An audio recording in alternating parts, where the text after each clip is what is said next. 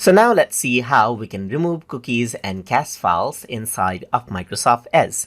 So to remove cookies and cache files, to clear out your hard disk space, or just to make sure that you get the latest information from particular website so that it does not preload it, you can go around onto the three dot button and then go around onto settings. So once you go around over here, you can go around onto cookies and site permissions, and over here you can see that manage and delete cookies and site data is an option. So if I were to go around and click right here, then this is what you have, as you can see. So now if you were to click on see all cookies and site data, then you can see all the cookies and site data right here. So let's say you want to delete out certain cookies, then you can go around over here and delete this out right here. And the cookies from that particular website will be deleted.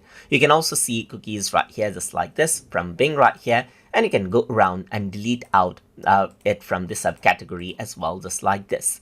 What you can also do is you can sort it out by most cookies right here. You can go for last modified over here just like this, and so forth.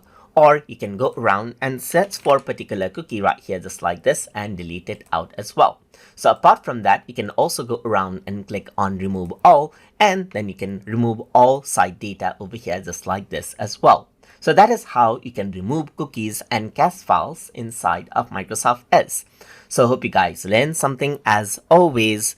And as always, please like, comment, share, and subscribe.